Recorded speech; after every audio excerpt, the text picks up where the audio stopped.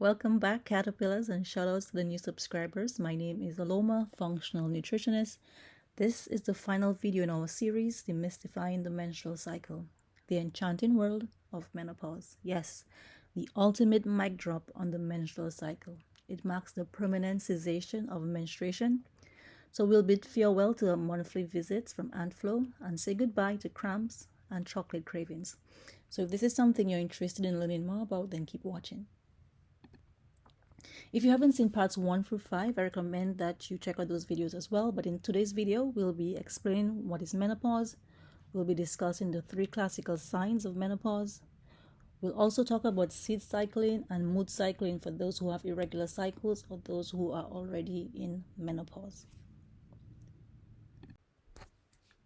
So what exactly is menopause? So menopause is a natural phase occurring around age 45 to 55, marking the end of the reproductive years, where the ovaries reduce hormone production, causing physical and emotional changes. It marks the permanent cessation of a menstrual period, where a woman has not had her menstrual period for 12 consecutive months, meaning she has not seen her period for 12 months in a row. However, this can be a decade-long process in which the average woman's ovaries gradually become less and less effective until eventually stopping response to the hormones that lead to ovulation, which we've discussed in a previous video. For some women, this can happen well before the age of 40, when they find themselves experiencing some of the classical signs, which we'll be discussing later. There's also premenopause. So premenopause is the time when a woman is still having regular cycles, and it can start from as early as the onset of the menstrual cycle in the teenage years and continue to as well into the mid-40s. So it's essentially from the age you initially see your period up until your mid-40s. It's essentially the time when the period starts to change. We also have perimenopause. So perimenopause is the stage that is marked by irregular menstrual cycles. This includes the changes in hormonal levels and the onset of menopausal symptoms. It can last for several years leading up to the point of actual menopause. So what are the 3 classical signs of menopause? So oftentimes you'll hear people refer to the signs as symptoms, and symptoms will typically indicate that there's a disease. But menopause is not a disease, but a natural progression to the next phase in a woman's reproductive journey. So they should be called signs and not symptoms. So what is the first sign? Well, about 80% of women experience some type of menstrual irregularity, and this can happen as early as 7 years before menopause. Some women first find their periods become heavier and more frequent as their periods shorten.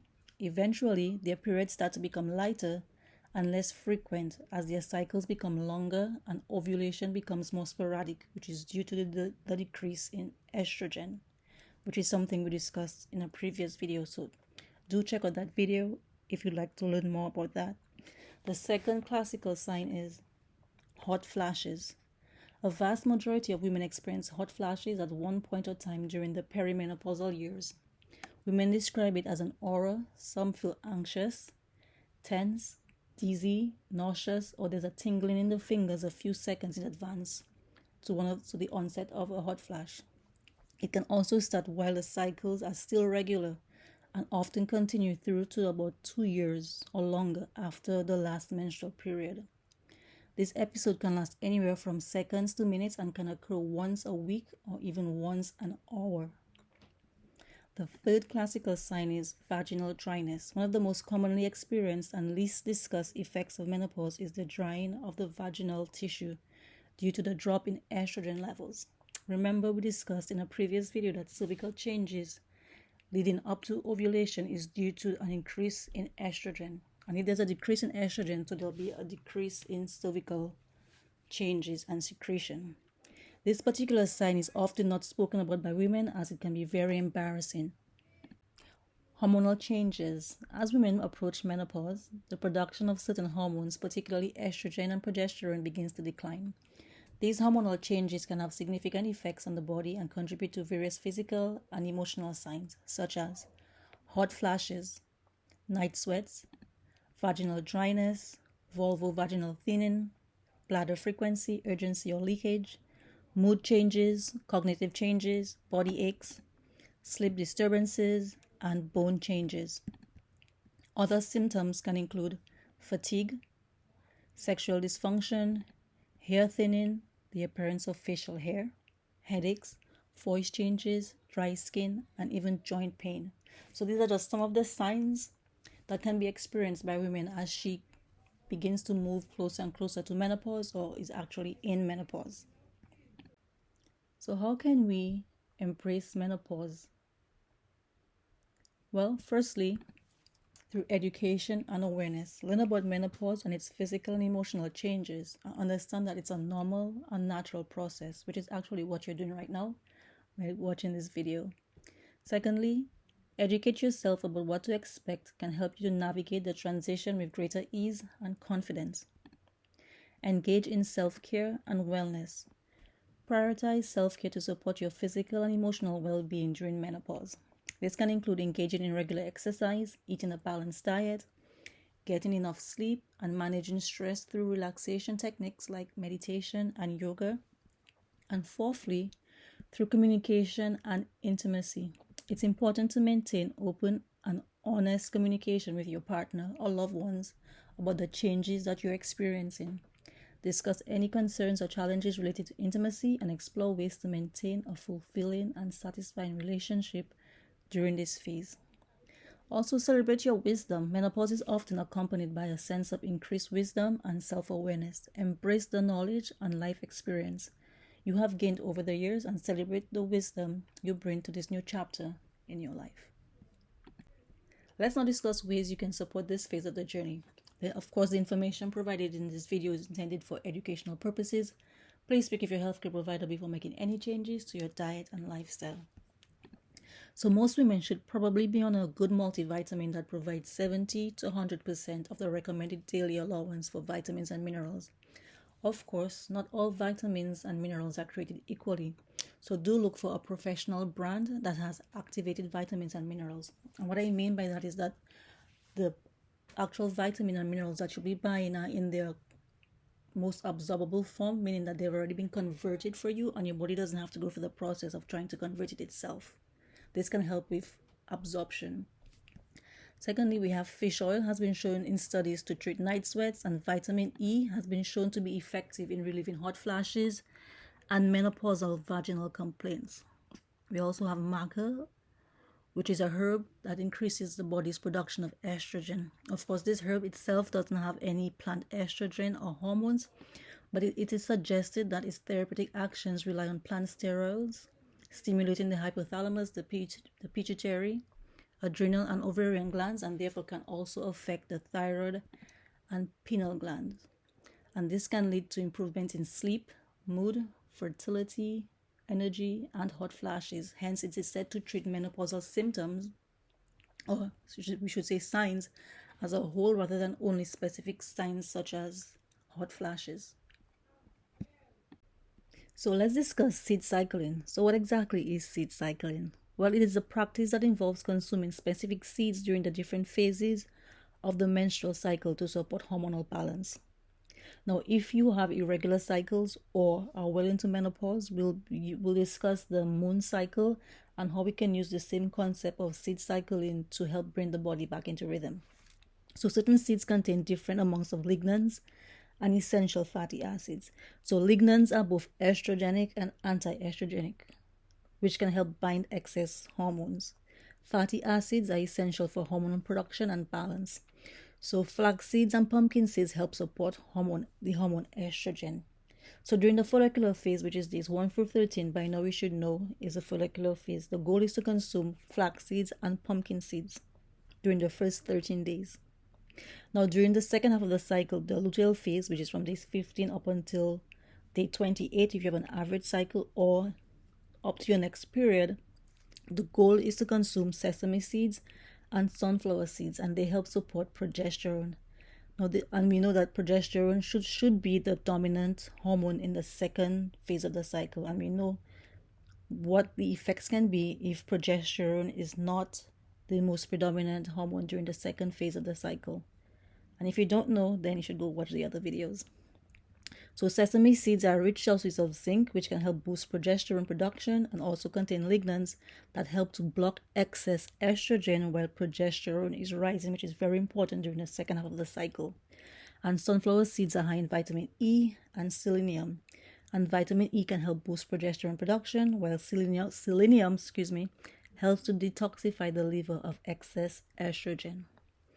Now, these seeds should be organic and raw if possible, and they should be ground fresh every day or two, as the oil in the seeds can become volatile and get rancid. So my advice would be to, one, buy them whole and then ground them yourself. If you can't buy them whole and you need to buy them grounded, I suggest you don't buy huge bags of ground seeds. Buy small portions and ground them yourself. Or if you can't ground them yourself, then buy small portions and store them in the refrigerator. Okay? So I also want to say that seed cycling is not a quick fix, and the implementation of seed cycling will take roughly from 3 to 4 months to actually start seeing some improvements. So this is not a quick fix. This should be seen as a lifestyle change, and you incorporating those seeds into your daily lifestyle. Okay? So the key points about seed cycling: it helps to promote estrogen and progesterone levels. It can help reduce PMS symptoms, boost fertility, and address some of the hormonal imbalances. So who can benefit from seed cycling?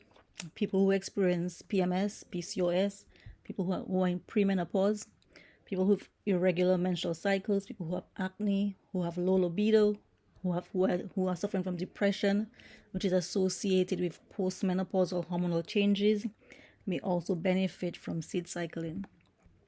So what is the benefit of seed cycling? Well, it is low cost and an easy to maintain approach to support hormonal health by simply adding these seeds to your diet, whether it's in smoothies, whether in soups.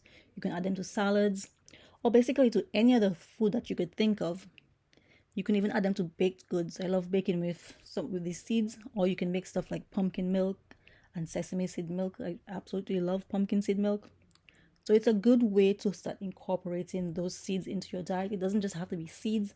Get creative. You can go online and check out some ways that you can use those seeds, not just by eating them, but by making different types of food products with them. My suggestion is pumpkin seed milk. It's a great start. It's very simple. It's just adding pumpkin seeds, soak them in water, rinse them the next day after 8 hours, blend, and strain. And that's a simple way of making pumpkin seed milk. So how is seed cycling done? Of course, we know that I just discussed that. During the first half of the menstrual cycle, we want to use flax seeds and pumpkin seeds. And during the second half of the cycle, we want to use sunflower seeds and sesame seeds. So how do we actually incorporate this into our lifestyle? So let's first talk about the moon cycle. So the moon cycle is pretty closely related to the menstrual cycle. The menstrual cycle on average is around 28 days, and I believe the moon cycle is on average 29 and a half days. So they're pretty closely related. And that's why you can use the moon cycle if you have an irregular cycle or you're well into menopause. The goal is to use those different seeds to help bring your body back into a particular rhythm, okay? To help alleviate some of the symptoms, some of the signs that are associated with an irregular cycle and menopause. So if you're following the moon cycle, the moon goes through various cycles, as you can see on the screen. I'm not too familiar with them, but all you need to know is that the first half of the moon cycle is going to be essentially the same as the first half of the menstrual cycle, which is the follicular phase. So for between new moon to full moon is the first half of the cycle. You're going to use pumpkin seeds and flax seeds. So you're going to use 1 tablespoon of ground flax seed and 1 tablespoon of ground pumpkin seeds in whatever way you like, in a smoothie, on your salads, in whatever food you want to throw it into. You can go ahead and do that. And that's using from new moon to full moon, which is the first half of the moon cycle. And if you were to look at the screen, you'll also see that the menstrual cycle and the follicular phase is also that first half as well. Now, for the second half of the moon cycle, which is from full moon up back until new moon, if you look at the menstrual cycle, you'll also see ovulation and the luteal phase. So it's pretty closely related to the menstrual cycle. So in the second half of the moon cycle, you'd want to incorporate sunflower seeds and sesame seeds. So guys, I can already hear you guys. Don't make this complicated. Just identify when the new moon is. Up until full moon, you're going to be using pumpkin seed and flax seeds.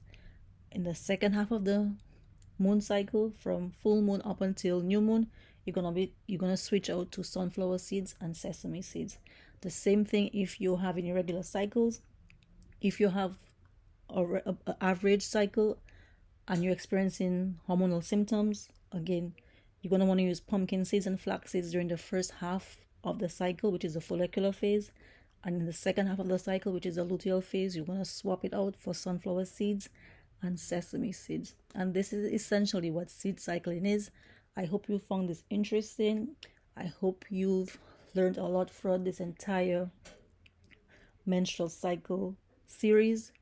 Please leave a comment below. Don't forget to like and subscribe this video. Thank you so much for watching, and don't forget to subscribe. And as always, my beautiful caterpillars, I'll see you where? At the edge of your comfort zone. Bye.